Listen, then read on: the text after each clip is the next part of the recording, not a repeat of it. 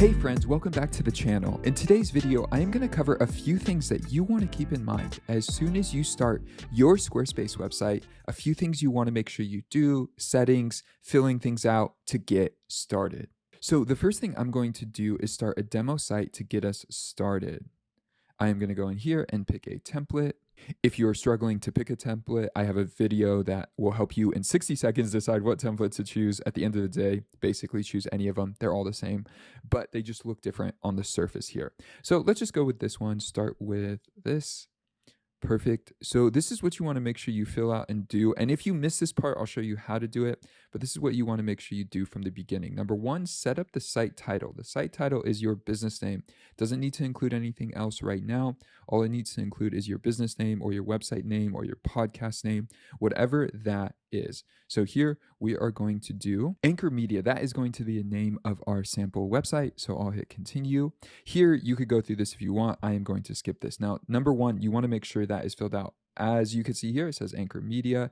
And as soon as I refresh the page, it says your site title, but now it will say Anchor Media. Now, if you didn't do that and it still says your site title up here, this is how you fix it. So this is number one. I see a lot of sites that want to launch. They're focused so much on fixing this text, which is important, but not this part up here. So if you go into a page, any page on your site, click edit and then hover over the header here and you'll see edit site header. Click on that.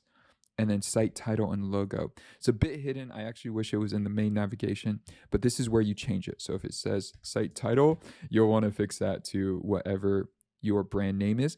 And at the end of the day, you may add a logo and a mobile logo, but you still want to make sure this is filled out properly. Next, we're going to go into settings. There's a few things here I want to do. First, I want to set the site availability from private to password protected. This helps so that I can then easily share the site with someone. I don't have to give them a login and they can view it on their desktop or mobile and go from there. I usually keep the password really simple, but you can do as you like. So I will save that and go back to settings. You'll see here now it says password, which is great. Next, what I'm going to do is go to domains. So here I want to adjust the built-in domain. This is cool, Helix Cardioid 3WRX, but I want to change this to something relevant for the business. At the end of the day, no one will see this, but you really want to make sure this is just relevant for who you are and clear. You don't want to have to type in Helix to get to your site. So here, our company name is Anchor Media. And so I'll do that, hit rename. It'll give you this warning if you've built your site already and you're watching this video and you're concerned about this. This is not a huge deal to worry about. I have another video on this too as well that you could find on my channel that walks you through what does this even mean if you're concerned about this. But for the most part, we just started the site. So we're fine. We could go forward. It looks like this domain is taken. So I'm actually just going to add a dash there and see if that works.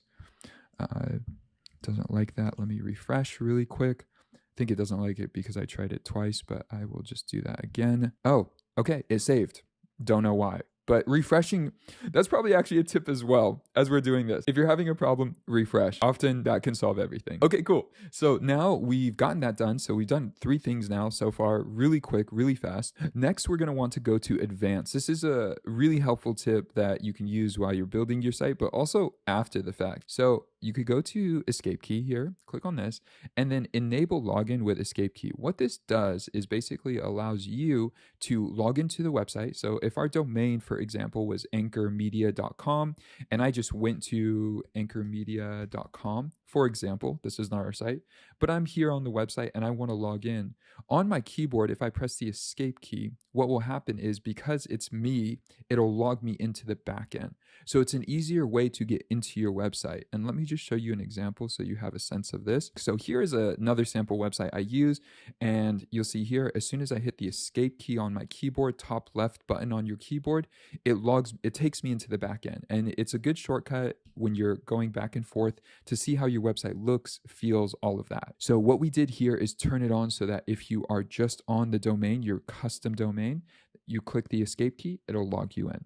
Next, we're going to go back to the main settings panel and we're going to go to social links and then connected accounts. So first we're going to go to social links. You'll see here, you can just start to add your social links. All you need to do is type it in. So if I start typing in Instagram.com/my my business name, you'll see that the logo pops up. You hit enter, it'll save it. It actually has two little icons here because I have two, but you can see already it is saving it. So let me remove this one, confirm. Next, I'm going to type in facebook.com, and then I'll do Twitter and then YouTube. And now you could see we've added 4 social links just like that. This is going to be really helpful. You could do it later in the process, but now any of your social links that you have, if you already have them, are already built in, and you could go on and never worry about it again. Now, what's the difference between social links and connected accounts? Connected accounts actually links your account, your logins, you could say, connects both accounts to push and pull, as you can see here, push and pull data. This is especially useful if you want to show your Instagram posts on your website. So what you can do is click connect account, and then from there, if you want to link your Instagram, for example, you click here, it'll ask you to log in. So you'll see there's this login screen here, asks you if you want to allow it. And then from there, when you're building the site, you can then, let me cancel.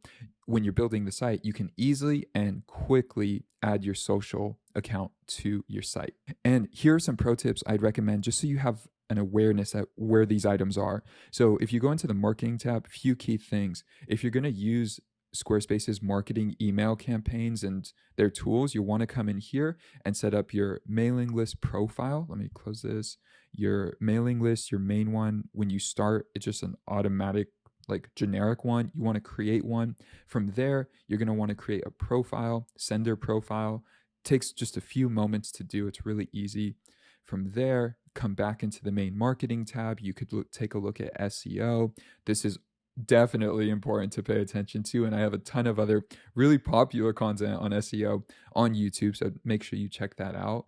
And then going back to the main navigation, also spend some time in design. When you really want to design the site, this button right here is where all the magic happens. So when you click on that and you're on this side of the screen, you know you're in the site styles panel. So here's where you can make adjustments to all the look and feel of your website from top to bottom.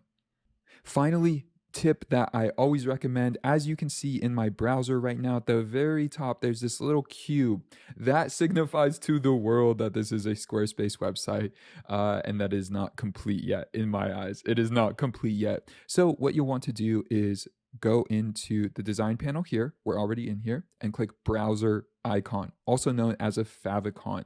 You could come in here and change it to something relevant to your brand. It could be your logo or your initials or something like that. You'll just make it into an image, a PNG file, and you'll be good to go. And those are the main tips I would recommend keeping in mind as you get started. You'll probably look like this gal on the screen when you do this to get started, as you then go into create site styles, brand the site, and then add all your content.